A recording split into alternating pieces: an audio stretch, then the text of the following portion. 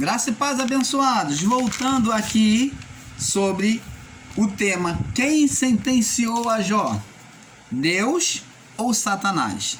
Então, amados e abençoados, como o irmão Paulo vinha explicando, preste atenção.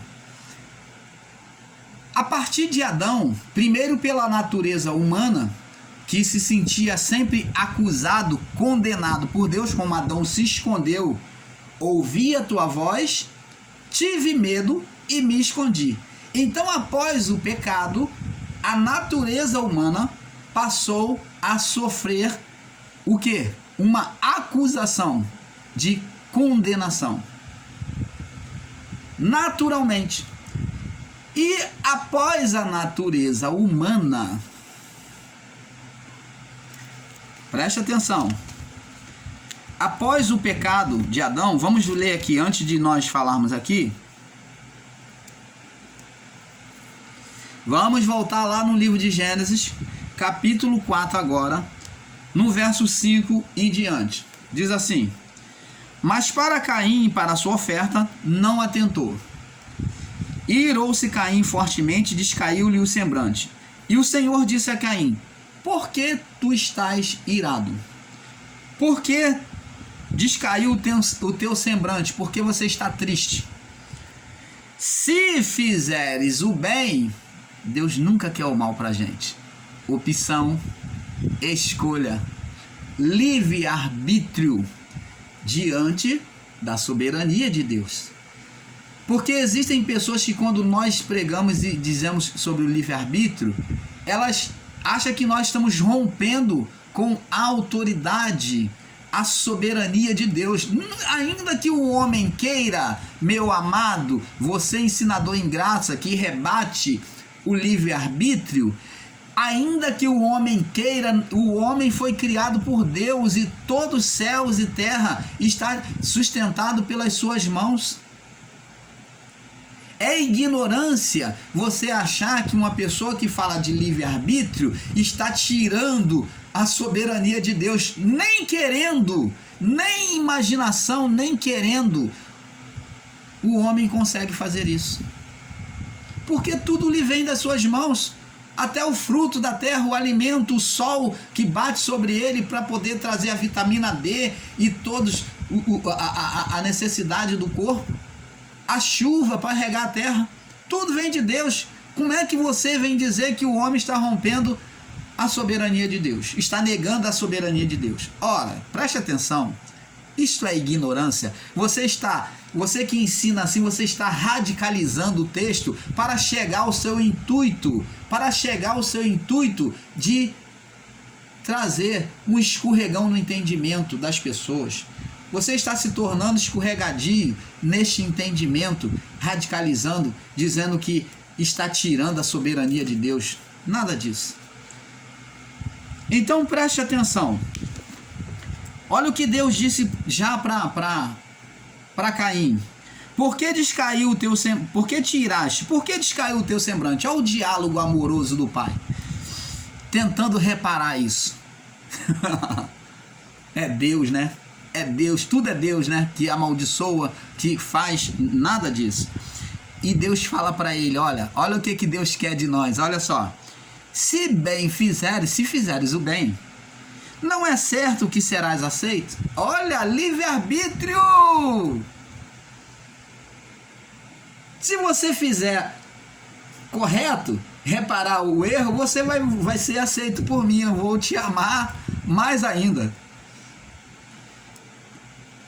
E se não fizeres o bem, o pecado jaz à porta. Então tá aqui, ó, você obedece ou não. Você sofre o mal ou não. Escolhe se sofrer o mal ou o bem.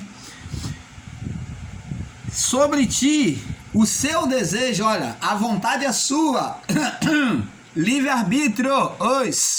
Você que diz que Deus não dá o livre-arbítrio ao homem, sobre o teu desejo, o que você entende sobre o teu desejo, sobre a tua vontade, sobre o teu livre-arbítrio, você que escolhe, mas sobre o teu desejo, sobre ti será o seu desejo, sobre você que vai decidir.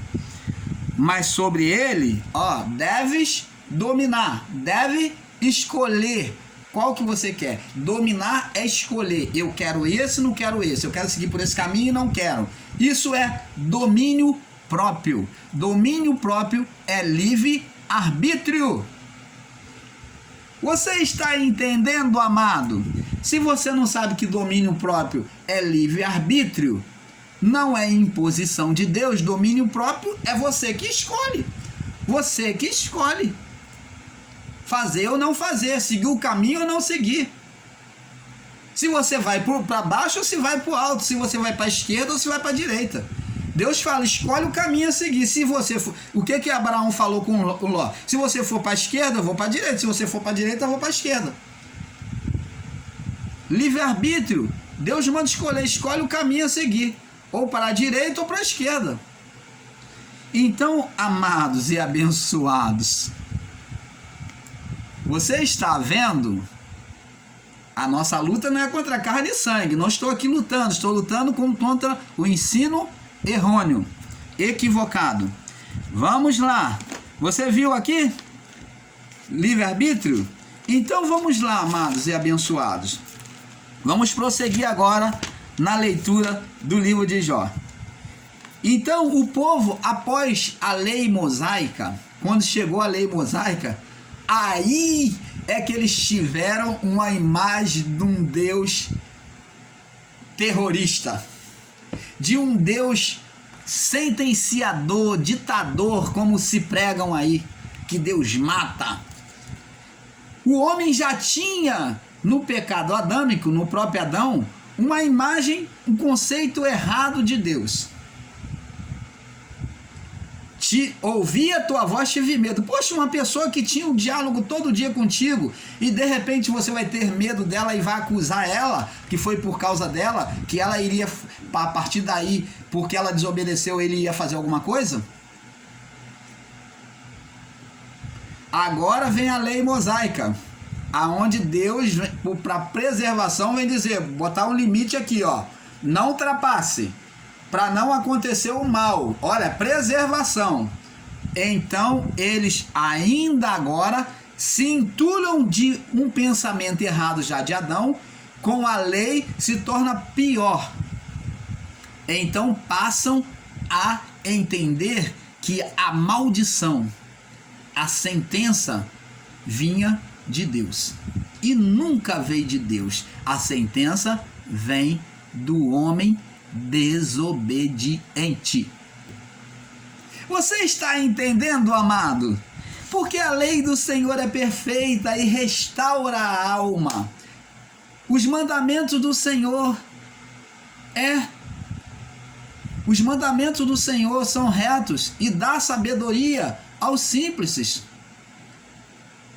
Eles são mais desejáveis do que o ouro depurado. São mais doces do que o mel destilado e o destilado dos favos. Como é que a lei ela vem condenar? Quem se autocondena, quem busca ultrapassar o limite de segurança que Deus colocou para a preservação da vida no corpo, é o próprio homem. Então, após ultrapassar, após pular a cerca, o limite, então ele sofre a condenação sobre o outro lado.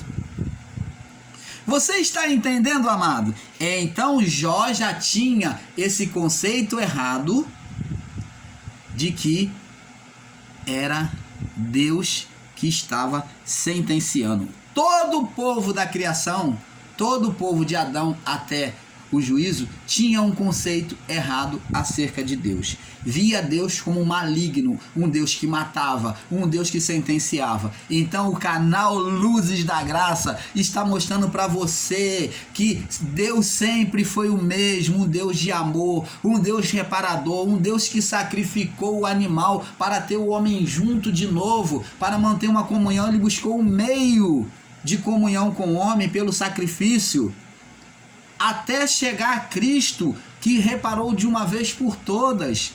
Entenda isso, meu amigo, minha amiga, meu amado, minha amada, abençoados, abençoadas de Deus, do Pai. entenda de uma vez por toda: Deus é amor. Você está entendendo, amado? Vamos agora continuar aqui.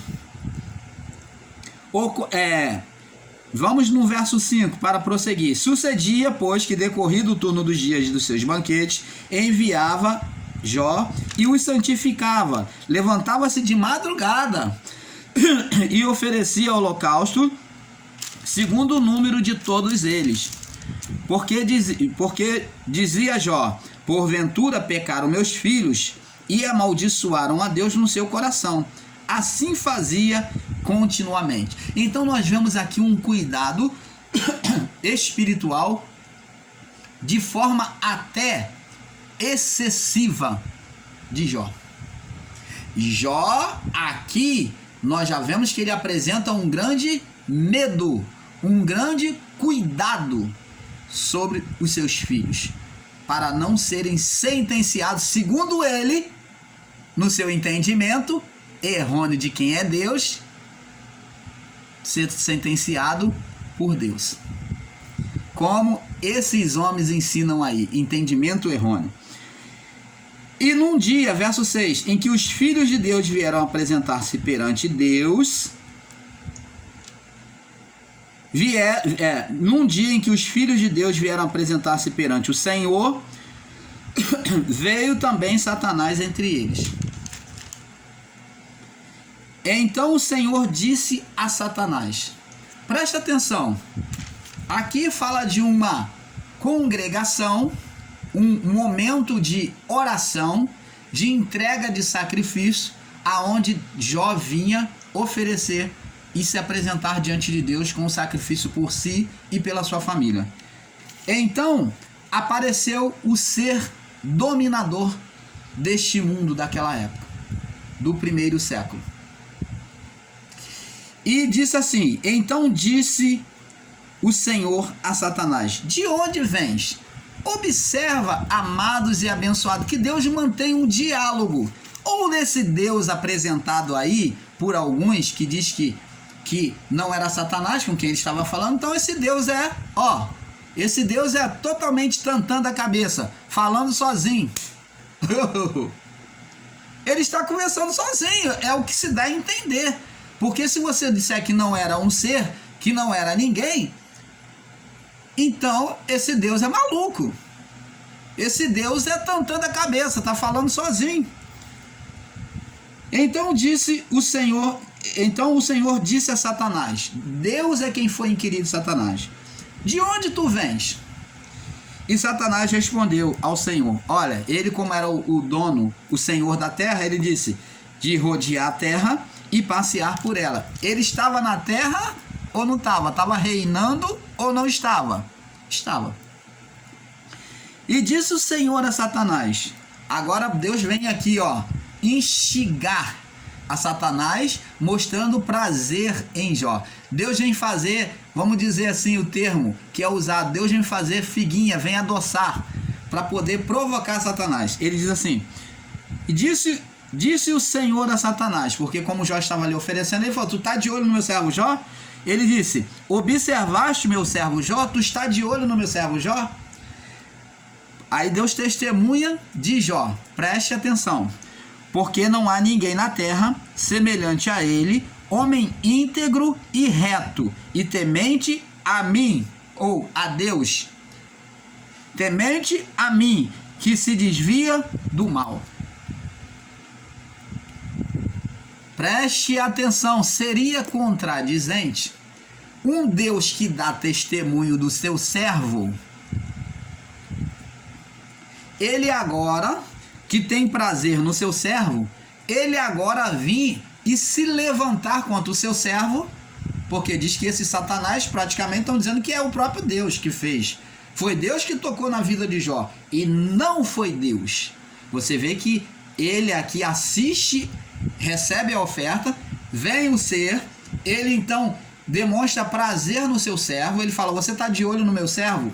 Não há homem íntegro e reto como ele, que obedece a Deus, né? E se desvia, obedece a mim e se desvia do mal.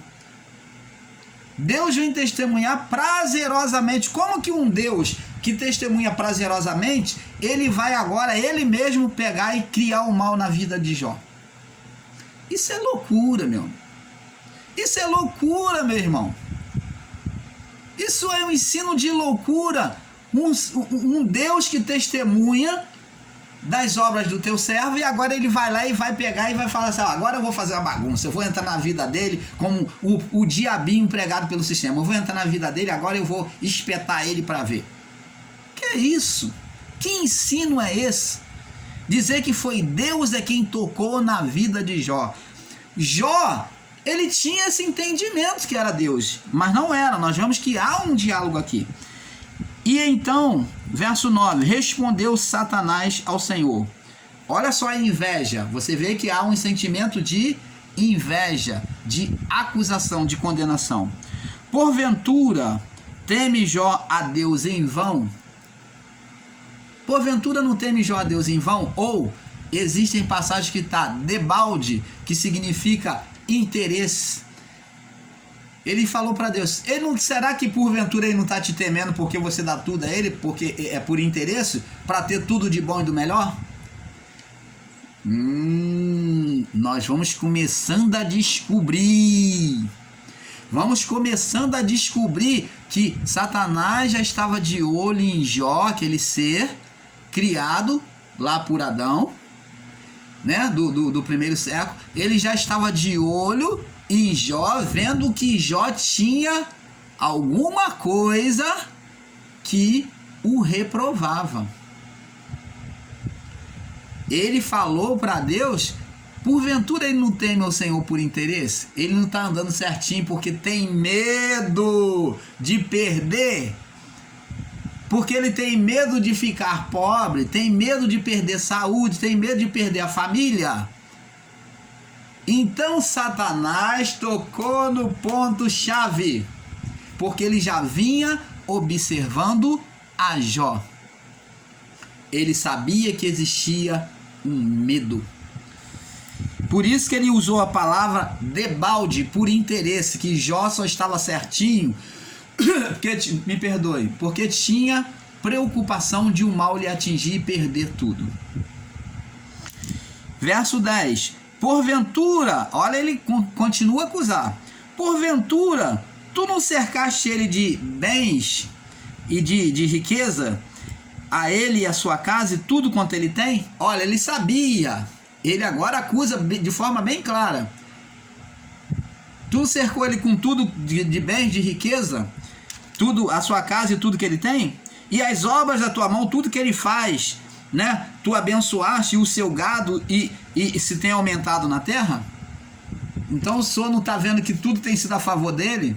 Agora ele diz aqui, olha, verso 11: mas estende a tua mão e toca-lhe em tudo que tem, e verás se não blasfema de ti na tua face. Satanás acertou o alvo. Verdadeiramente Jó tinha medo. Ele obedecia a Deus com medo de sofrer sentença de punição, porque ele achava e considerava no coração dele que Deus é quem sentenciava se ele não andasse de maneira reta e íntegra. Ele iria perder tudo se ele não obedecesse. Por isso, esse cuidado excessivo de todo o tempo estar sacrificando por si e pela sua família. Você está entendendo, amados? Deixe a luz da palavra do canal Luzes da Graça entrar no seu coração e você terá um entendimento perfeito. Vamos prosseguir. E disse o Senhor a Satanás, no verso 12: eis que tudo que ele tem está em tuas mãos, mas contra ele não estenda a tua mão. E Satanás saiu da presença do Senhor. Olha, você dizer que foi o próprio Deus que fez isso é loucura, meu amigo. É loucura, meu irmão. Você dizer que Deus, ele vai falar todas essas coisas para si mesmo, ele vai lá e vai fazer. Ele está conversando sozinho, falando sozinho, e ele fala consigo, olha, tudo que ele tem está na tua mão. Então, aí Deus fala, bom, agora eu vou mudar o personagem, agora eu vou ser o diabinho e vou lá e vou tirar tudo. Isso é duplicidade de entendimento. Pensar assim, entender assim, é ter duplicidade de entendimento. E não é assim. Mas estende a tua mão e toque em tudo que ele tem, e verás se não blasfema de ti contra a tua face. Então, preste atenção.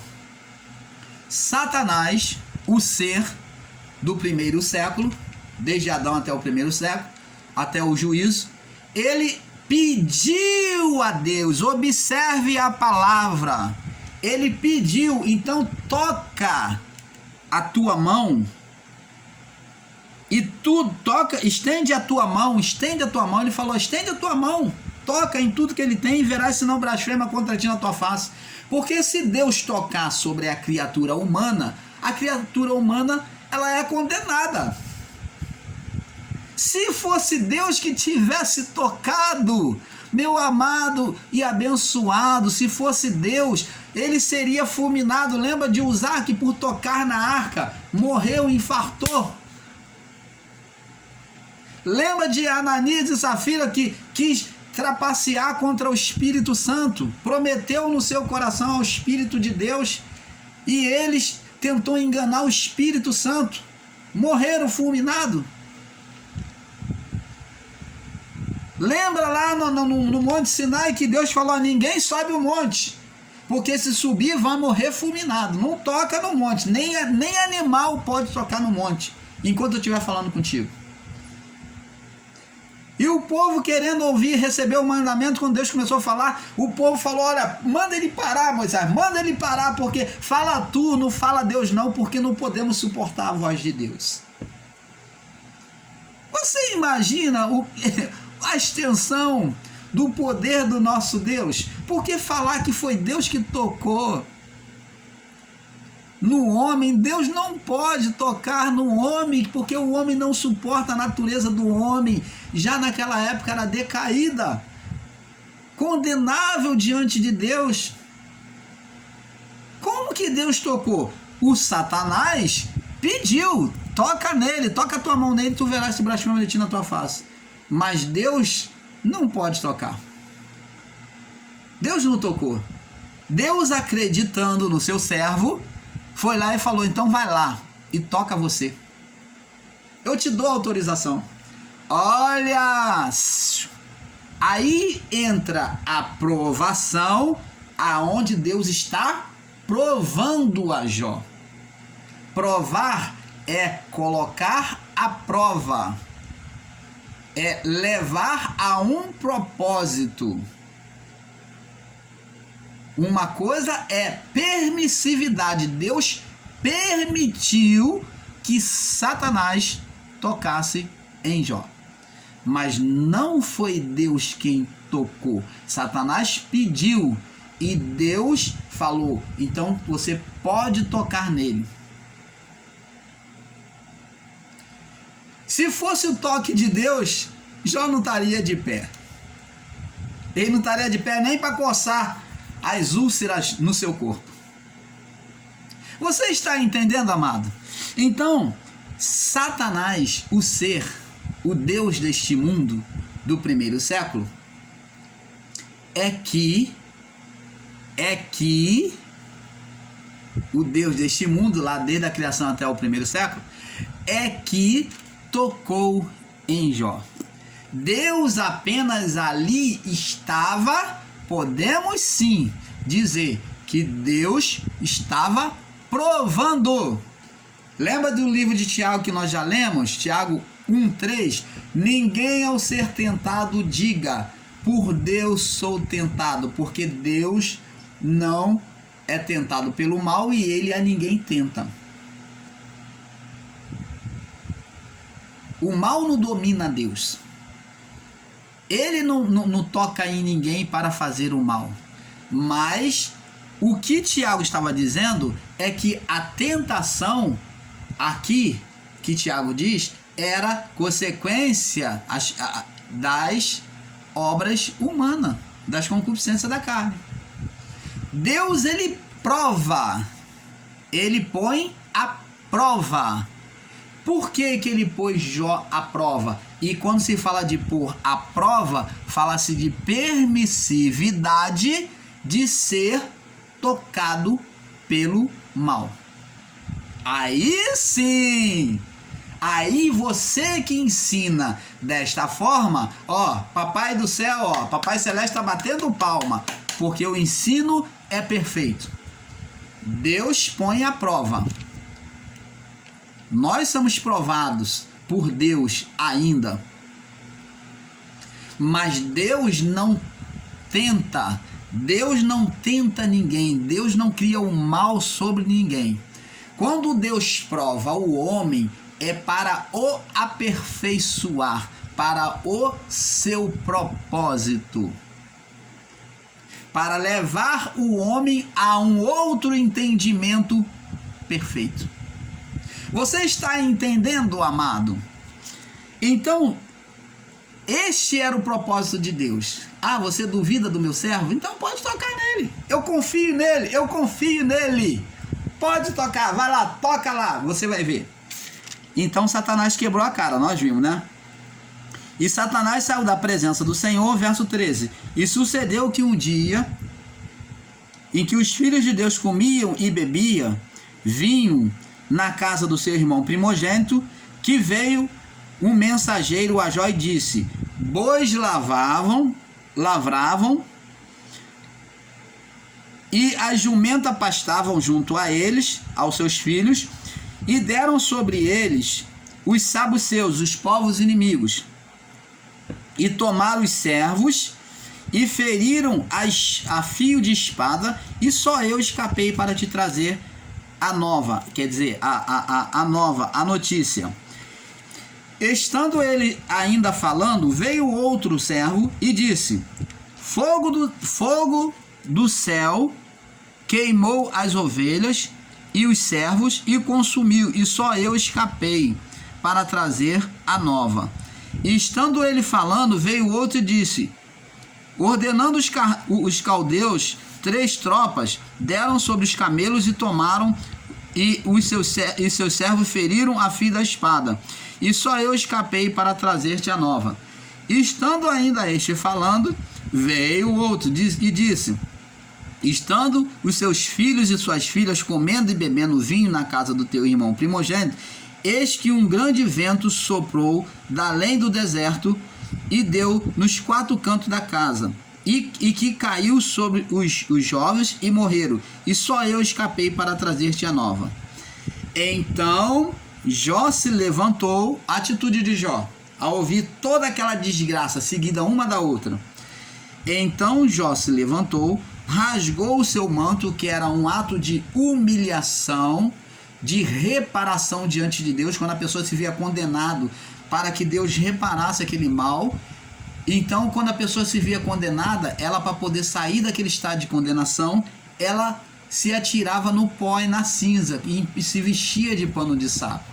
Era uma forma de chamar a atenção de Deus. Era como se dissesse: olha para mim, tem misericórdia de mim. Se colocava em estado de pobreza. Pano de saco é humilhação. Eram as vestes de humilhação diante de Deus. É aonde o homem, ele se despojava totalmente de si, dizendo: olha, eu dependo de ti, estou aqui, em veste de trapos, em pano de saco, e me humilhando no pó e na cinza. E rapou a sua cabeça, que era um estado de humilhação, né? De submissão, rapou a sua cabeça e se lançou na terra e o adorou. Interessante. Que a atitude de Jó é totalmente inesperada por Satanás. Satanás esperava ele blasfemar e ele apenas se humilhou, falando: Senhor, se tem condenação, eu estou aqui, me perdoa. Era como se estivesse pedindo perdão. E ele diz, e ele o adorou, e ele disse na sua adoração: No sair do ventre da minha mãe, eu nasci pelado. Resumindo, eu nasci pelado. E no tornarei para lá. O Senhor Deus e o Senhor tomou. Bendito seja o nome do Senhor. Agora eu pergunto a você, esses homens disseram, fogo do céu caiu, fogo de Deus. Até os mensageiros, eles tinham o entendimento, o povo naquela época, de que esses acontecimentos, o fogo que caiu do céu e consumiu tudo, e eles consideravam que era Deus. Você está entendendo, amado? Então, se pega-se a palavra no sentido literal, onde diz fogo do céu caiu, né? Fogo do céu caiu e consumiu. Mas esse fogo de Deus aqui, onde a interpretação está fogo de Deus, né?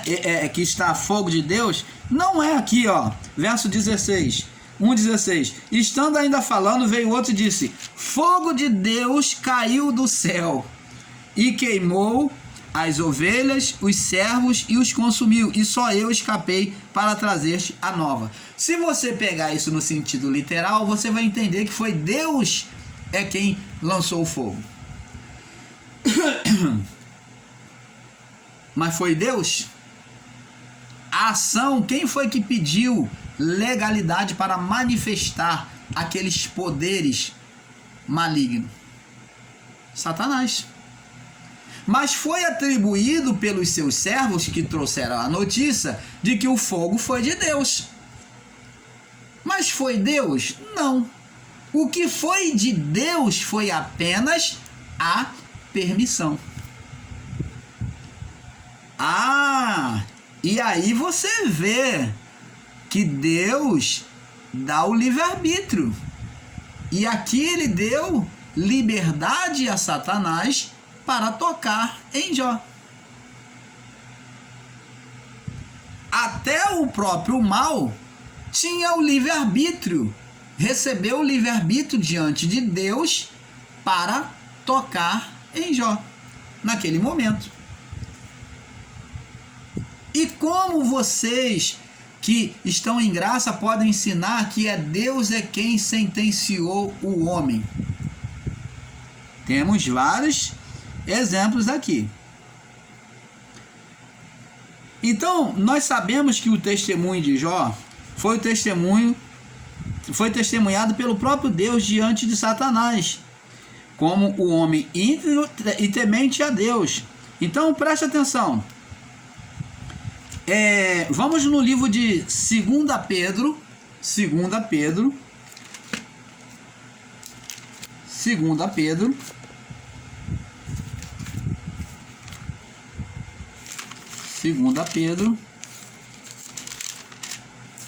no capítulo 2, verso 9, diz assim: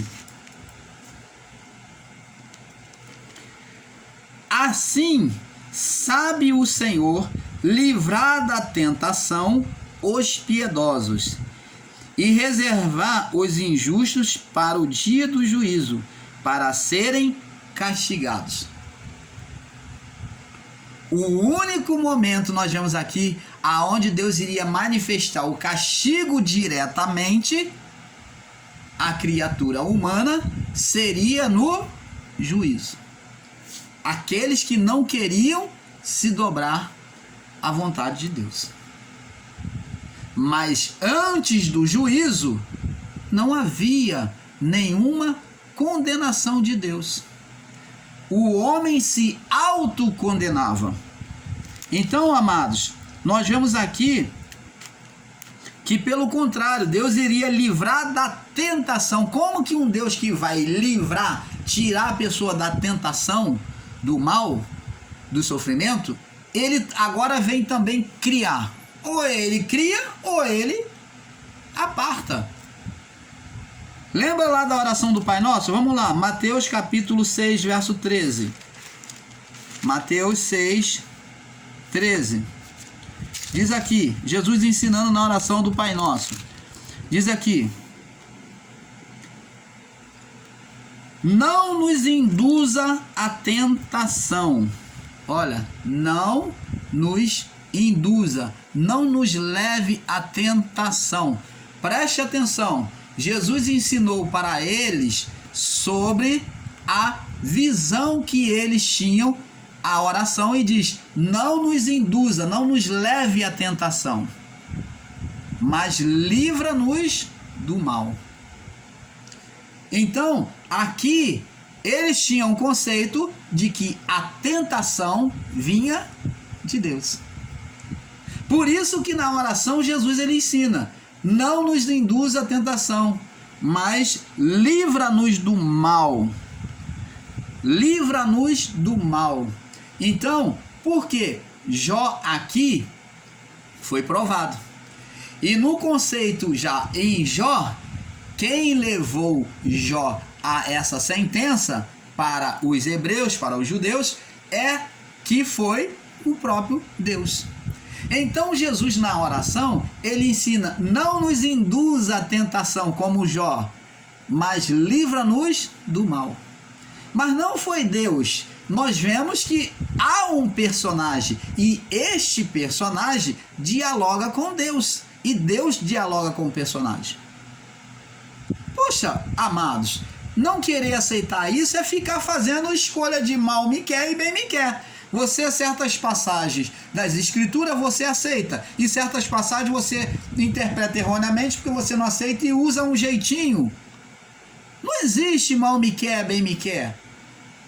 Você não pode pular essa passagem ou criar um jeitinho ou um jeito filosófico dentro da escritura para poder tentar explicar isso. Então, amados, vamos ver também no livro de Apocalipse, capítulo 3. Apocalipse, no capítulo 3, no verso 10. Olha o que diz aqui.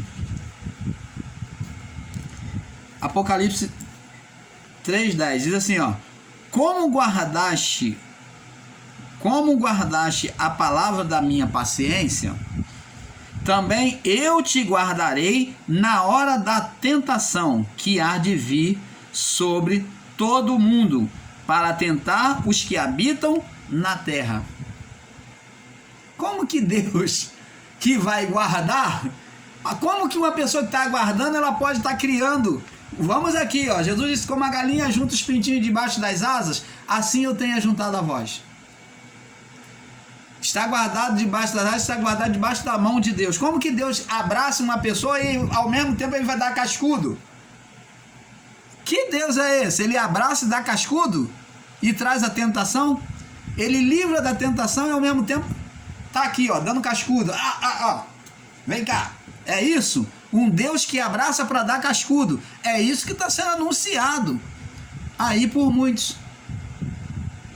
Então, amados, vamos agora em 1 Coríntios, capítulo 10, verso 13. 1 Coríntios,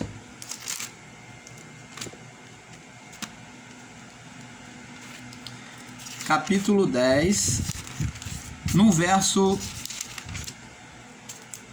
13, diz assim: não vos sobreveio tentação senão humana.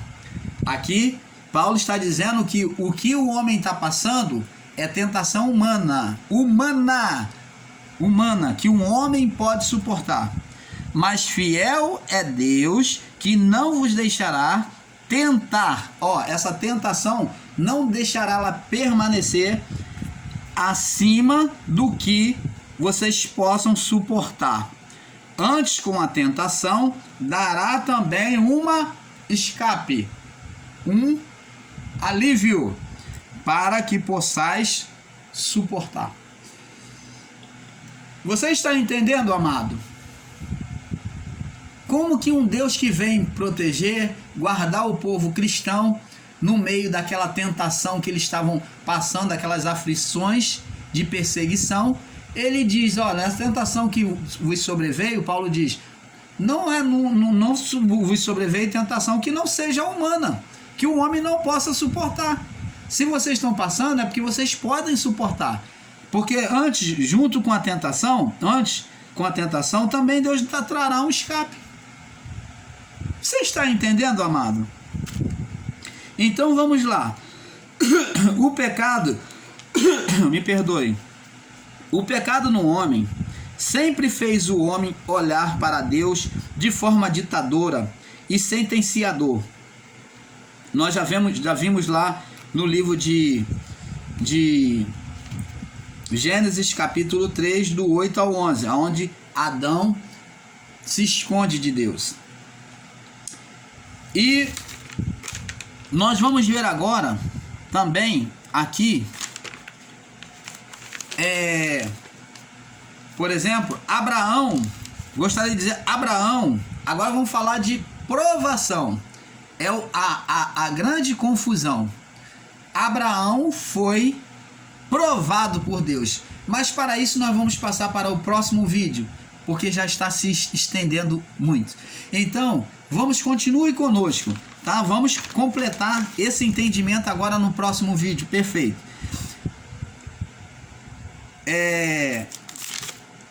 Quem sentenciou a Jó? Deus ou Satanás? Parte 3.